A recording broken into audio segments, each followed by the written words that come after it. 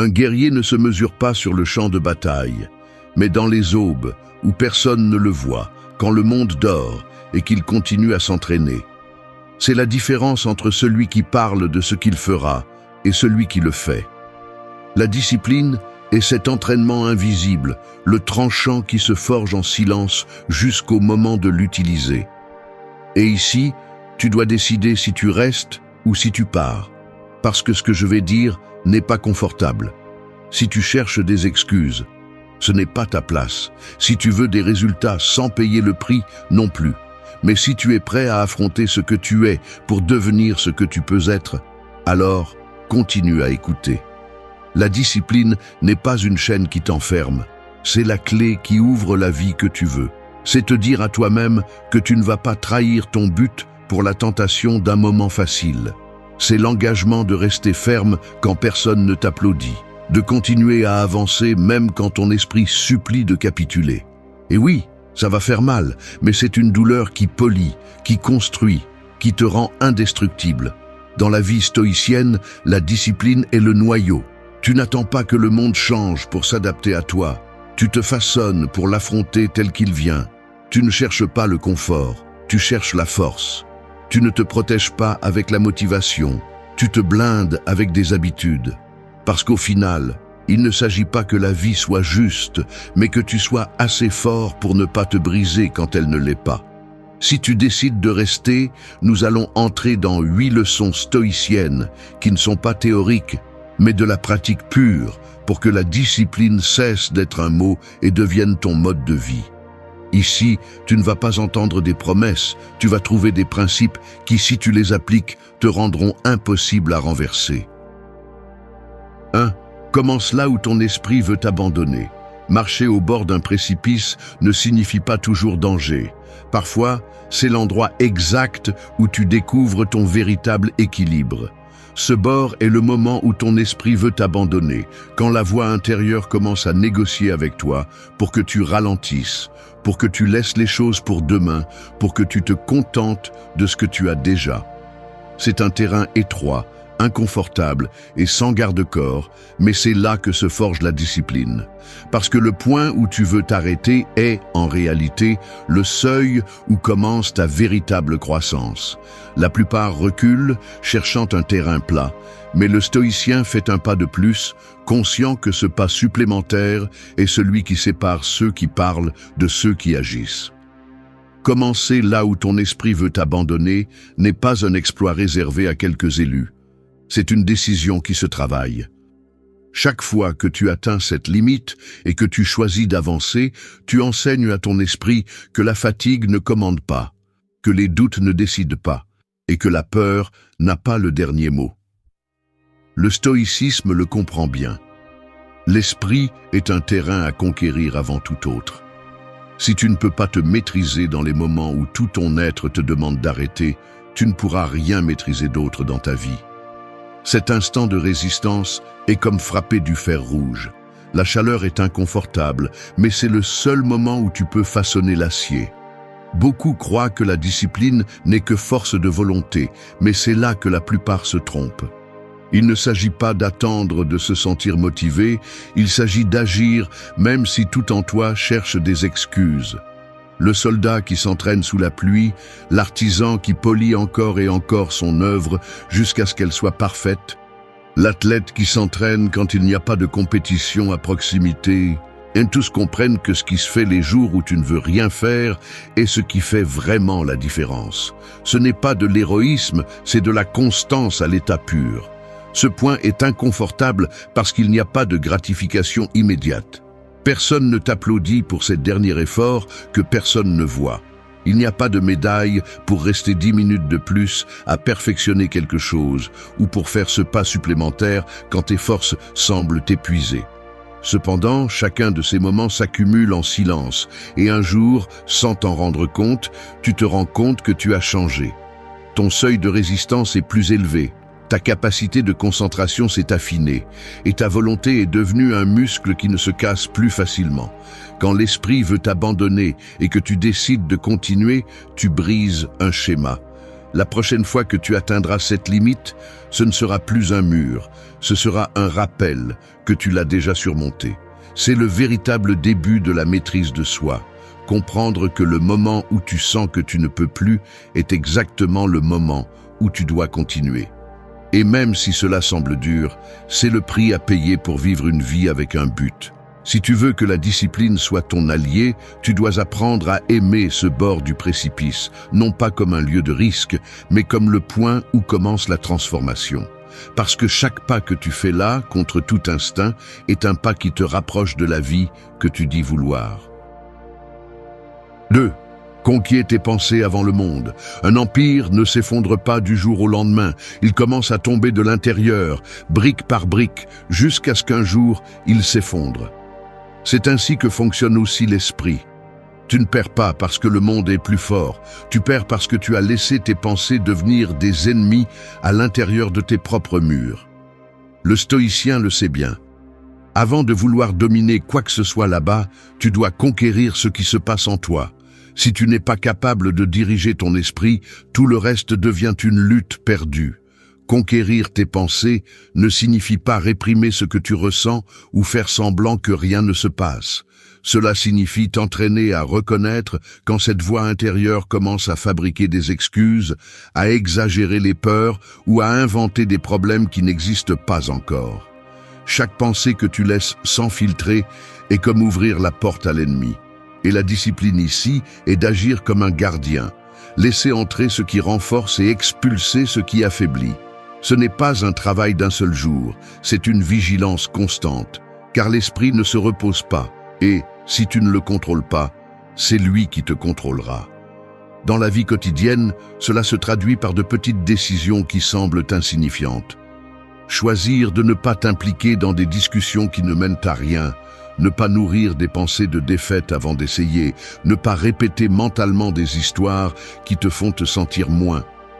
Chaque fois que tu arrêtes ce cycle, tu récupères du territoire mental. Et comme toute conquête, cela nécessite une stratégie, observer, identifier et agir. Ce n'est pas réagir au premier impulse, c'est attendre le moment juste pour répondre avec clarté. Beaucoup perdent parce qu'ils croient que le champ de bataille est à l'extérieur, alors qu'en réalité, la guerre se gagne ou se perd dans la tête. Si tu sors affronter le monde sans avoir entraîné ton esprit, n'importe quel obstacle te renverse. Mais si tu entres dans la journée avec tes pensées alignées sur ton but, même au milieu du chaos, tu peux maintenir le cap. C'est la différence entre agir par conviction ou par peur. Maîtriser ton esprit implique aussi d'apprendre à questionner tes propres pensées. Tout ce que tu penses n'est pas vrai. Tout ce que tu ressens ne mérite pas une réaction. L'esprit peut être ton meilleur allié ou ton pire ennemi, et la seule façon de t'assurer qu'il joue en ta faveur est de l'entraîner tous les jours. Cela signifie observer sans juger immédiatement, identifier les croyances qui te limitent et les remplacer par des idées qui te poussent. C'est un travail silencieux, mais c'est la base de toute victoire durable. Imagine que chaque pensée est comme une graine. Si tu sèmes des idées de peur, d'insécurité ou de défaite, peu importe combien tu t'efforces à l'extérieur, tu seras toujours en train de travailler contre toi-même. En revanche, si tu cultives des pensées claires, concentrées et alignées sur tes valeurs, même les jours les plus difficiles deviennent un terrain fertile pour grandir. Le stoïcisme, c'est justement ça. Prendre soin du jardin intérieur avant de prétendre conquérir le monde. Conquérir tes pensées est un engagement silencieux que seul toi peux remplir. Il n'y a pas de témoin, pas de médaille, mais les résultats se voient dans ta réaction lorsque tout se complique. Un stoïcien ne se laisse pas emporter par la tempête parce que son esprit a déjà appris à trouver le calme à l'intérieur. Et ce calme n'est pas de la passivité, c'est du pouvoir pur, prêt à être utilisé quand on en a le plus besoin. Parce qu'au final, celui qui maîtrise son esprit maîtrise son monde, et c'est la conquête la plus difficile, mais aussi la plus puissante que tu réussiras jamais. 3. Embrasse l'inconfort qui forge ta force. Le diamant ne naît pas brillant, il naît caché dans la roche, sous pression, dans un endroit sombre et hostile. Et c'est précisément cette pression qui le transforme en quelque chose d'indestructible. La vie fonctionne de la même manière. L'inconfort n'est pas une punition, c'est l'atelier où se forge la force qui te soutient par la suite. Le problème est que la plupart des gens fuient cet inconfort, cherchant toujours le chemin le plus facile, sans se rendre compte qu'en évitant le poids, ils évitent aussi le muscle qu'ils pourraient construire. Le stoïcien comprend que l'inconfort n'est pas l'ennemi. C'est l'enseignant le plus honnête qui existe. Embrasser l'inconfort signifie choisir consciemment de t'exposer à des situations qui te demandent plus que ce que tu aimerais. C'est te lever plus tôt que ce que ton corps désire. C'est t'entraîner quand la fatigue pèse. C'est affronter des conversations difficiles au lieu de les éviter. Chaque acte volontaire d'inconfort est comme ajouter des plaques d'acier à ton caractère. Il ne s'agit pas de souffrir pour souffrir.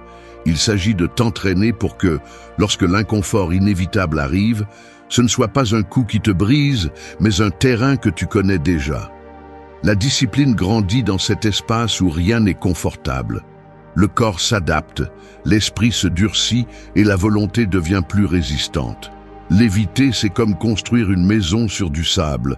Elle peut sembler stable au début, mais le premier coup fort la renverse. L'inconfort est l'équivalent de poser des fondations sur de la roche.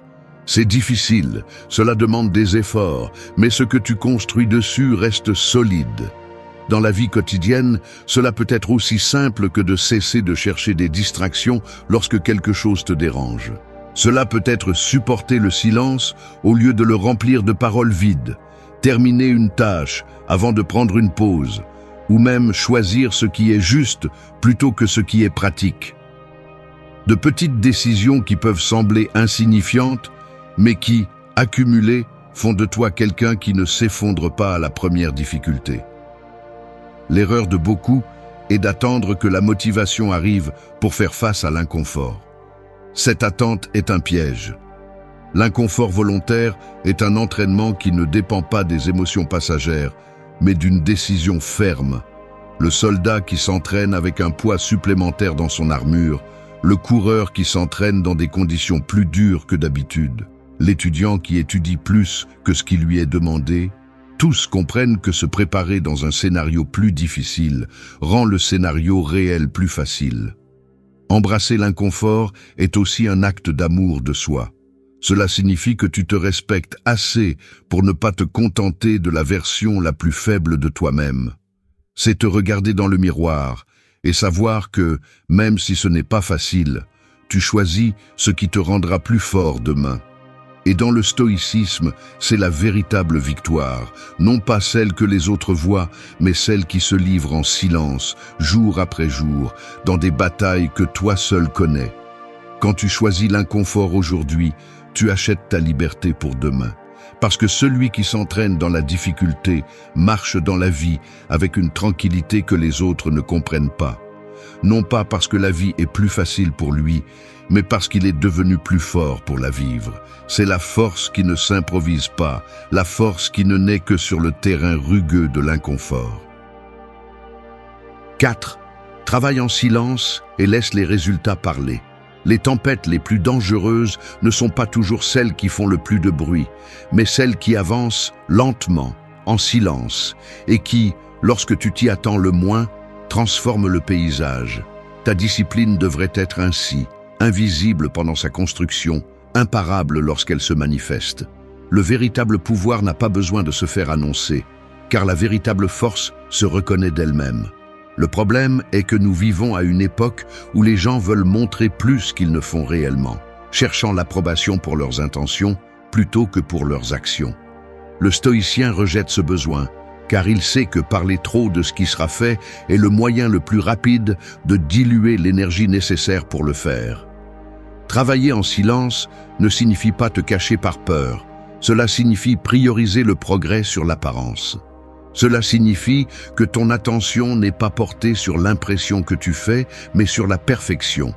C'est comprendre que les mots peuvent gonfler l'ego, mais seules les actions renforcent le caractère. Si ce que tu cherches est une reconnaissance constante, tu finiras par être l'esclave de l'opinion des autres. Si ce que tu cherches est la cohérence et les résultats, alors ton attention sera portée sur la construction, pas sur l'apparence. La discipline fleurit loin des applaudissements. Elle se renforce ces jours où personne ne te regarde, ces heures supplémentaires que tu investis lorsque les autres sont déjà partis se reposer. Ces décisions que tu prends pour avancer, même si personne ne te félicite. Ces moments sont comme des briques que tu poses en silence et qui, avec le temps, forment une structure si solide que personne ne peut l'ignorer. Lorsque les résultats arrivent, tu n'auras pas besoin de convaincre personne, car ce que tu as fait parlera pour toi. Dans la vie quotidienne, travailler en silence et résister à la tentation de montrer chaque progrès. C'est ne pas publier chaque objectif atteint, ne pas raconter chaque sacrifice que tu fais. C'est comprendre que la validation externe n'ajoute pas de valeur réelle à ton effort, et que la seule chose qui compte est de savoir si tu avances vers ton but. Ce n'est pas de l'hermétisme, c'est de la stratégie. C'est protéger ton énergie des distractions et des attentes que d'autres pourraient imposer sur toi. Le bruit peut attirer les regards, mais il ne construit rien de durable. Le silence, en revanche, te donne de l'espace pour te concentrer sur ce qui compte vraiment. Les plus grandes réalisations ne naissent pas de la pression pour impressionner, mais de la patience pour perfectionner. L'artisan ne montre pas l'œuvre à moitié faite, le guerrier ne révèle pas sa stratégie avant la bataille, le semeur n'arrache pas la graine pour prouver qu'elle grandit. Tous comprennent que le processus est sacré et que le précipiter pour prouver quelque chose le condamne à l'échec. Travailler en silence est aussi une façon de te protéger contre la critique et la distraction. Plus tu exposes peu ton processus, moins il y a de place pour que d'autres tentent de le saboter, d'opiner sans fondement ou d'influencer tes décisions. Le stoïcien protège son terrain intérieur comme un jardin fermé. Il ne permet pas à n'importe qui d'entrer et de piétiner ce qu'il cultive. Et quand il ouvre finalement les portes, c'est parce que le fruit est prêt à être récolté. Le jour où tu comprendras que tu n'as pas besoin de crier pour être entendu, tu auras remporté une des batailles les plus importantes de la discipline. Non pas parce que le silence est une fin en soi, mais parce qu'il te permet de concentrer toute ta force sur ce qui compte vraiment. Faire le travail. Parce qu'à la fin, les mots peuvent être oubliés, mais les résultats restent, et ceux-ci, lorsqu'ils sont solides, parlent toujours plus fort que n'importe quel discours. 5. Transforme la douleur en ton maître. Le feu qui détruit une maison est le même qui, contrôlé, forge l'acier le plus résistant. La douleur fonctionne de la même manière. Elle peut tout consumer si tu la laisses sans contrôle, mais si tu la confrontes avec discipline, elle devient la force qui te façonne. La plupart des gens fuient la douleur, la couvrent de distractions, l'ignorent comme si fermer les yeux allait la faire disparaître. Le stoïcien, en revanche, la regarde en face, non pas pour se victimiser, mais pour apprendre de chaque coup. Parce que la douleur n'est pas seulement un test, c'est une leçon qui arrive enveloppée d'inconfort et exige que tu la déballes avec patience et courage. Transformer la douleur en ton maître ne signifie pas la chercher, mais comprendre que, lorsqu'elle apparaît, elle apporte des informations précieuses sur toi et sur le monde. Chaque déception révèle en qui tu as fait confiance sans mesure. Chaque perte te rappelle ce que tu prenais pour acquis. Chaque échec t'enseigne où tu dois renforcer ta stratégie. La douleur est un miroir qui ne ment pas, même si parfois il montre des vérités que tu ne veux pas voir. Et comme tout bon professeur exigeant, il n'adoucit pas son enseignement parce qu'il sait que la leçon n'est pas oubliée quand elle fait mal. Dans la vie quotidienne, cela signifie ne pas fuir les situations difficiles, mais te demander ce qu'elles essaient de t'enseigner. Si tu as perdu une opportunité, c'est peut-être le moment de renforcer tes compétences. Si quelqu'un t'a trahi, c'est peut-être un rappel pour établir des limites plus claires. Si un plan a échoué, c'est le signe que tu dois ajuster ton approche. La douleur te donne des indices précis, mais seulement si tu es prêt à les écouter sans ego ni déni. Le stoïcisme enseigne que tu ne contrôles pas ce qui se passe, mais tu contrôles comment tu réagis. Et la douleur, lorsque tu l'acceptes comme faisant partie du chemin, cesse d'être un ennemi et devient un allié silencieux. Tu apprends à ne pas dramatiser ni minimiser la douleur. mais à l'utiliser comme un outil pour grandir. Tout comme un forgeron utilise la chaleur intense pour façonner le métal, tu peux utiliser l'intensité de la douleur pour renforcer ton caractère. La discipline joue un rôle clé ici, car c'est elle qui t'empêche d'abandonner quand tout en toi veut t'arrêter. C'est elle qui te rappelle que, aussi inconfortable que cela puisse être, si tu restes et apprends de ce qui fait mal, tu ressortiras plus fort que lorsque tu es entré. Beaucoup de gens répètent les mêmes erreurs parce qu'ils fuient la douleur avant de comprendre sa leçon. Mais celui qui supporte le processus non seulement apprend, mais transforme cette douleur en une base solide pour sa vie. Ce n'est pas du romantisme. Il n'y a rien de beau dans la souffrance, et personne en bonne santé mentale ne devrait chercher la douleur pour le plaisir. La clé est de comprendre que, puisque tu ne peux pas l'éviter complètement, tu peux décider que chaque fois qu'elle arrive, elle te laisse mieux qu'elle ne t'a trouvé. C'est la différence entre quelqu'un qui se brise et quelqu'un qui se forge. Lorsque tu parviens à voir la douleur comme un maître, tu commences à marcher dans la vie avec une autre attitude. Tu ne crains pas autant les coups, parce que tu sais qu'à l'intérieur de chacun d'eux se trouve une leçon qui attend d'être découverte. Et cette confiance change tout, car tu n'es plus l'otage de ce qui se passe, mais l'apprenti de ce qui se passe. C'est l'une des plus grandes forces que tu peux construire, et elle n'est atteinte que lorsque tu choisis d'apprendre, même quand ça fait mal. 6. Maîtrisez les petites décisions qui définissent votre vie. Chaque aube est comme une feuille blanche que seul vous pouvez remplir. Et ce que vous y écrivez ne sont pas de grands discours, mais de courtes phrases faites de petites actions. C'est dans ces choix discrets que se joue la véritable discipline. Peu importe combien vous parlez de buts et de rêves, si au moment d'agir, vous choisissez ce qui vous donne un soulagement momentané plutôt que ce qui vous donne de la croissance. La direction de votre vie n'est pas décidée par un événement isolé, mais par la somme silencieuse de centaines de choix que vous faites chaque jour, même ceux qui semblent insignifiants.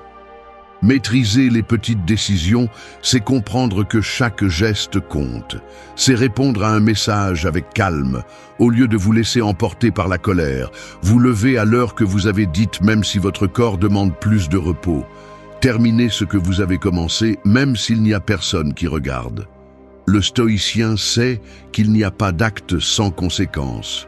Tout ajoute ou soustrait, tout construit ou détruit, tout vous rapproche ou vous éloigne du type de personne que vous dites vouloir être.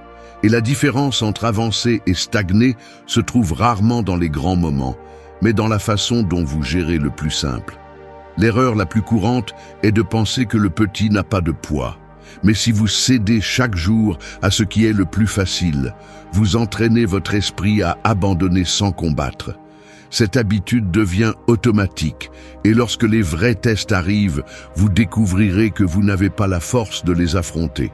La discipline ne s'improvise pas dans un moment décisif, elle se cultive dans le quotidien, lorsque personne ne vous applaudit et lorsque la tentation de céder est forte, mais non mortelle. Dans ces moments, vous renforcez votre caractère ou vous l'affaiblissez. En pratique, maîtriser les petites décisions signifie être présent même dans le plus simple. Décider de ne pas remettre à plus tard une tâche que vous pouvez terminer maintenant, choisir un aliment qui nourrit plutôt qu'un aliment qui calme simplement une envie, sortir s'entraîner même s'il pleut, économiser lorsque vous pourriez dépenser pour un caprice, tenir parole même si personne ne s'en souvient. Aucun de ces choix en soi ne semble décisif, mais leur accumulation crée un modèle qui, avec le temps, détermine votre destin. L'esprit cherchera toujours des excuses pour prendre la voie rapide et confortable. C'est pourquoi ce contrôle exige une vigilance constante. Il ne s'agit pas de vivre avec la paranoïa, mais avec la pleine conscience que chaque acte, aussi minime soit-il, est un vote pour ou contre votre propre avenir. Si vous laissez échapper le petit, le grand s'effondrera sans résistance. Les grands succès que vous admirez chez les autres ne se sont pas construits d'un seul coup, mais à partir de cette même pratique répétée encore et encore, jusqu'à ce qu'elle devienne nature. Le guerrier qui gagne la bataille avait déjà gagné auparavant, lors de ces entraînements quotidiens que personne n'a vus. L'écrivain qui publie un grand livre avait déjà écrit des milliers de lignes sans public ni applaudissements. L'entrepreneur qui dirige avec succès avait déjà pris d'innombrables bonnes décisions à des moments qui semblaient sans importance. Tout triomphe visible naît d'une chaîne de victoires invisibles, et cette chaîne se forge dans l'arène silencieuse du quotidien. Prendre le contrôle des petites décisions, c'est renforcer votre caractère pour que, lorsque les grands défis arrivent, vous soyez déjà prêt. Ce n'est pas quelque chose de glamour ou de rapide, mais c'est la façon la plus sûre de construire une vie qui résiste à n'importe quelle tempête. Chaque jour vous présente un tas de choix, et dans tous, il y a une question implicite. Voulez-vous vous renforcer ou voulez-vous céder? La réponse n'est pas criée, n'est pas publiée, n'est pas partagée, elle est simplement vécue. Et ce que vous vivez, accumulez, devient la vie que vous finissez par avoir. C'est le véritable poids du petit. 7. Protège ton but en disant non fermement. Une flamme ne s'éteint pas seulement avec un vent fort, elle s'éteint aussi avec de petits souffles constants. C'est ainsi que fonctionne ton but. Il n'est pas toujours détruit par de grands échecs. Souvent, il est éteint par de petites distractions auxquelles tu as dit oui pour ne déranger personne. Le monde est plein d'offres qui semblent inoffensives, d'engagements qui prennent du temps, de personnes qui exigent de l'énergie. Mais chaque fois que tu acceptes quelque chose qui n'est pas aligné avec ce que tu recherches, tu cèdes un morceau de ton chemin. La discipline stoïcienne comprend que dire non n'est pas un acte de rejet envers les autres, mais un acte de loyauté envers toi-même. Protéger ton but nécessite de comprendre que ton temps et ton énergie sont des ressources finies. Si tu les dépenses sur tout ce qui se présente à toi, tu n'auras pas assez pour ce qui compte vraiment. C'est ici que la fermeté devient une vertu. Dire non ne sera pas toujours bien reçu, mais chaque fois que tu le fais à partir de la conviction et non de l'excuse, tu marques les limites qui préservent ta direction. Un but ne se protège pas seulement avec de l'effort, mais aussi avec des barrières claires qui empêchent l'étranger d'envahir l'essentiel. Beaucoup pensent que la discipline consiste seulement à se lever tôt ou à atteindre des objectifs. Mais c'est aussi avoir le courage de rejeter ce qui n'apporte rien, même quand socialement il semble correct de l'accepter. Cela implique de déranger, de décevoir et même de perdre certaines relations. Mais c'est le prix à payer pour rester fidèle à un chemin que toi seul comprends pleinement. Le stoïcien ne vit pas pour plaire, il vit pour accomplir ce qu'il considère comme précieux. Et cela signifie de prioriser sans culpabilité. Dans la vie quotidienne, protéger ton but peut se traduire par annuler une réunion qui n'apporte rien à tes objectifs, arrêter d'investir du temps dans des conversations qui ne mènent nulle part, ou éviter des projets qui t'éloignent de ce que tu as décidé de construire.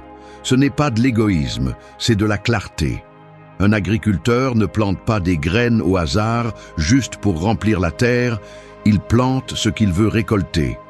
De la même manière, chaque oui et chaque non que tu prononces est une semence qui déterminera ton futur. Le plus grand obstacle à dire non fermement est la peur. Peur de paraître arrogant, peur de perdre des opportunités, peur de blesser les autres. Mais vivre piégé dans le oui automatique, c'est se perdre dans des chemins qui n'ont jamais été les tiens. La discipline ici consiste à reconnaître que chaque fois que tu dis non à ce qui ne t'apporte rien, tu dis oui avec plus de force à ce qui compte vraiment. Cet équilibre est ce qui sépare ceux qui se dispersent de ceux qui avancent. Dire non renforce aussi ton caractère car il t'oblige à justifier tes décisions devant toi-même. Tu ne peux pas dire non avec conviction si tu ne sais pas pourquoi tu le fais, et cet exercice constant d'évaluer ce qui entre et ce qui reste en dehors de ta vie te maintient aligné avec ton but. C'est ici que l'on voit la différence entre celui qui vit en réagissant et celui qui vit en choisissant. Quand tu apprends à protéger ton but de cette manière, tu commences à remarquer quelque chose de curieux. Le monde cesse de te saturer avec des demandes inutiles, parce que les gens commencent à comprendre que ton temps n'est pas à vendre. Et ce respect, bien qu'il tarde à venir, est le résultat direct de la cohérence que tu démontres. Au final, la discipline n'est pas seulement travailler dur, c'est travailler avec direction. Et pour maintenir cette direction, parfois l'acte le plus puissant n'est pas d'avancer, mais d'arrêter tout ce qui essaie de te détourner, en regardant dans les yeux et en disant, avec fermeté et sans culpabilité, non. 8. Sois ton propre leader avant de guider les autres. Frapper le sol d'un pas ferme n'est pas seulement une façon de marcher, c'est une déclaration silencieuse que tu sais où tu vas et que rien ne te fera dévier. Cette assurance n'est ni héritée ni improvisée. Elle se gagne chaque jour en prenant les rênes de ta propre vie. Avant de vouloir diriger les autres, tu dois prouver que tu es capable de maintenir ton propre cap sans dépendre de quelqu'un d'autre pour te dire quoi faire. Le stoïcien comprend que diriger n'est pas donner des ordres, c'est incarner des principes si solides que ta seule présence inspire le respect. Devenir ton propre leader signifie apprendre à soutenir tes décisions quand elles sont impopulaires, à tenir la parole que tu t'es donnée même si personne ne le sait, à ne pas céder à la paresse ou à l'impulsivité qui cherchent à dérailler ton chemin. Il ne s'agit pas d'un contrôle rigide et étouffant, mais d'une clarté interne qui guide chaque pas. Si tu n'es pas capable de rester ferme quand tout te pousse à abandonner, tu ne pourras pas non plus soutenir les autres quand ils dépendent de toi. Ce leadership personnel se construit dans des moments qui semblent petits mais qui révèlent ta véritable force. Choisir de continuer à t'entraîner quand la fatigue te vainc. Fermer la bouche quand il serait facile de parler de trop. Tenir une promesse inconfortable parce que ta parole vaut plus que ton confort. Ce sont ces actions qui forment une réputation à tes propres yeux. Et cette réputation est la base de toute influence réelle sur les autres. En pratique, te diriger implique de concevoir ta vie en fonction de ce que tu considères essentiel et de ne pas laisser les circonstances ou les opinions des autres décider pour toi. C'est choisir chaque jour entre ce que tu veux maintenant et ce que tu veux le plus. C'est résister à l'urgence de réagir au chaos extérieur et à la place, répondre avec calme et direction. Cette capacité à te gouverner est ce qui rend tes principes tangibles et visibles pour ceux qui t'entourent. Un leader de lui-même sait aussi quand se pousser et quand se donner de l'espace pour récupérer. L'excès d'exigence sans repos n'est pas de la discipline, c'est de l'autodestruction déguisée. La véritable force réside dans le maintien de l'équilibre, se pousser suffisamment pour grandir, mais pas tant que pour se brûler dans le processus. Cette capacité à se mesurer et à corriger le cap est ce qui distingue un véritable guide de quelqu'un qui ne fait que prétendre contrôler. Quand tu apprends à être ton propre leader, tu arrêtes de chercher une validation constante parce que tu comprends que ta valeur ne dépend pas des applaudissements. Tu marches avec une direction claire et tu n'as pas besoin de justifier chaque pas parce que tu sais que ta cohérence parle pour toi. Et le plus puissant de tout, c'est que, sans le vouloir, tu deviens un exemple que les autres veulent suivre, non pas pour ce que tu dis, mais pour ce que tu fais. Ce dernier point résume toutes les leçons précédentes.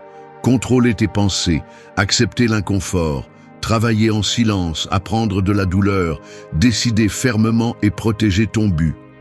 Tout converge vers cette idée centrale. Il n'y a pas de discipline plus solide que celle de te gouverner toi-même. Si tu peux le faire avec intégrité et constance, tout leadership externe ne sera qu'une extension naturelle de ton leadership interne. La conclusion est simple et directe. Si tu veux que les autres te suivent, deviens la personne que tu suivrais sans hésiter. Quand tu y arriveras, tu n'auras pas besoin de convaincre quelqu'un avec des mots, parce que ta vie sera la preuve vivante que le véritable leadership commence chez soi, avec toi. Merci d'être resté jusqu'à la fin de la vidéo. Si vous avez tout vu, commentez « Je suis stoïcien » comme notre signe secret, indiquant que vous êtes un véritable apprenant du stoïcisme. N'oubliez pas de vous abonner et de liker la vidéo si elle vous a plu. Rendez-vous dans la prochaine vidéo et rappelez-vous, continuez à cultiver votre esprit stoïque.